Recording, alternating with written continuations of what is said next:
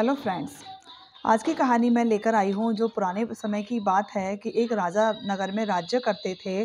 उनके जीवन में बहुत ही खुशहाली थी और बहुत खुशनुमा पूरी जनता का जीवन चल रहा था और सभी इस बात को लेकर बहुत खुश थे। उनके राज्य में किसी भी तरह की कोई तंगी और परेशानी नहीं थी। तभी ऐसा होता है कि वहाँ पर जो राजा होते हैं एक दिन शिकार खेलने के लिए चले जाते हैं।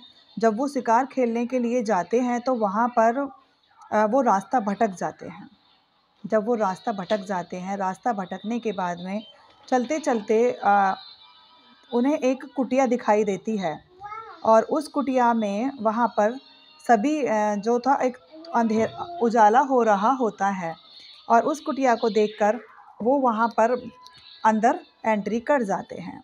तो जब वो एंट्री कर जाते हैं, वहाँ पर एक साधु बाबा तपस्या कर रहे होते हैं। तब वो ये कहते हैं कि साधु बाबा तुम कैसे हो? साधु बाबा कहते हैं कि मैं बहुत अच्छा हूँ। और वो उसकी आहट से जब आँखें खोलकर उनकी बात का जवाब देते हैं, तब वो कहते हैं तुम मुझे राजा लग रहे हो। तो वो कहने लगे हाँ, मैं फलाने देश का राजा हूँ। तो वो कहते हैं कि आपके आश्रम में इतनी रमणक सुख शांति और इतने पेड़ पौधे क्यों हैं? तो वो कहते हैं कि क्या है कि हमारा जो राजा है वो राजा अपनी प्रजा के साथ बहुत अच्छा व्यवहार करता है, इसीलिए राजा हमारे यहाँ पर ये पेड़ पौधे भी हरे हैं और खुशहाली ही खुशहाली है। उसके बाद में वो कहता है कि अच्छा। तो वो रात बिताता है और सुबह वहाँ पर सैनिक ढूंढते हुए आ जाते हैं और राजा को वापस लेकर राजमहल में चले जाते हैं। तब राजा कहता है कि एक काम करते हैं कि आज से मैं निर्दयी राजा बनूंगा। तब राजा सोचता है कि मैं ऐसा करता हूँ, निर्दयी राजा बन जाऊंगा। तो वो जाता है, कर बढ़ा दिया उसने, जनता पर अत्याचार करने लगा। डिसीज़न वो सही नहीं लेता था, उल्टे सीधे डिसीज़न लेने लग गया। जनता बहुत दुखी और परेशान रहने लगी कि हमारा राजा ऐसे कैसे हो सकता है। तब फिर वो एक दिन घूमते घूमते साधु बाबा की कुटिया में परीक्षा के तौर पर ही गया कि क्या ये बात सत्य है।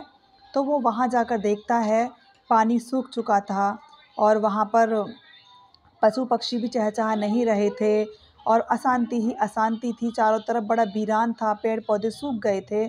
तब वो कहने लगे कि महात्मा जी, ये क्या हुआ कि यहाँ के सभी पेड़ पौधे भी सूख गए? तो वो कहने लगे कि अब इससे ये पता चलता है कि हमारा जो राजा है वो निर्दयी हो चुका है। अब राजा बड़े सोच में पड़ गया कि क्या ऐसा भी होता है कि अगर जनता खुश होती है तो सभी खुश होते हैं, पेड़ पौधे भी, फल फूल भी, और पक्षी भी, पशु भी। तो वो फिर अपने डिसीज़न को चेंज करता है और फिर से वो दोबारा जनता के साथ में खुशनुमा रहने लगता है। इसी बीच एक कहानी और इसी के साथ में मैं बताती हूँ कि पहले समय में कितनी शांति, कितनी खुशहाली और कितनी अच्छाई थी कि एक बार की बात होती है कि राजा की परीक्षा लेने के लिए जनता को बहुत ज़्यादा बेचैनी रहती थी कि कहते हैं राजा इतना समझदार है, राजा इतना समझदार है। तो समझदारी के लिए वो जब राजा की शादी की बात आती है तो राजकुमारी आती है और आने के बाद में वो राजकुमारी 2 फूलों की माला लेकर आती है। तो वो कहती है कि अगर राजा ने ये पहचान लिया कि कौन सी माला असली फूलों की है और कौन सी नकली फूलों की है तो मैं राजा से शादी कर लूँगी। ठीक वैसा ही होता है कि वो राजमहल में जब 2 मालाएं लेकर उपस्थित होती है तो वो कहती है कि राजा साहब बताइए इनमें से कौन सी माला असली है और कौन सी नकली, क्योंकि दोनों मालाएं ऐसे लग रही थीं जैसे दोनों ही असली हों। राजा भी सोच विचार में पड़ गए कि अब मैं क्या करूं, कैसे इनकी शंका को दूर करूं। तो राजा ने फिर तभी अपने मंत्री को आदेश दिया। वो मंत्री से कहने लगे कि मंत्री एक काम कीजिए, तुम खिड़कियाँ, बगीचे वाली जो खिड़कियाँ हैं उन्हें खोल दो। यही, क्योंकि वो तो राजा थे और राजा का चुनाव किसी ऐसे इंसान का तो नहीं हो जाता। और मंत्री खिड़कियाँ खोल देते हैं। जैसे ही बगीचे की खिड़कियाँ खुलती हैं, धीमे धीमे धीमे धीमे वहाँ से मधुमक्खियाँ आ जाती हैं खुशबू को सूंघकर, और मधुमक्खियाँ आकर उन फूलों पर बैठ जाती हैं जो असली वाले फूल होते हैं और राजा उसको पहचान लेते हैं। तो इसी से राजा की समझदारी का पता चलता है कि राजा कितना समझदार और गुणवान व्यक्ति है। तो ये सब देखकर पूरी प्रजा भी हैरान रह जाती है और राजकुमारी उससे शादी करती है।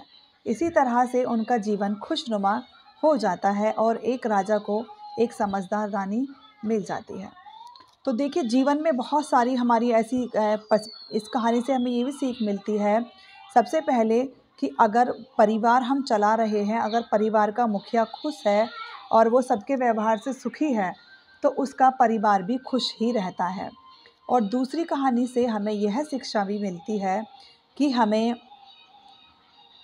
अपनी विवेक और बुद्धि से ही हमें काम लेना चाहिए, क्योंकि विवेक और बुद्धि से लिया गया काम हमेशा सही होता है।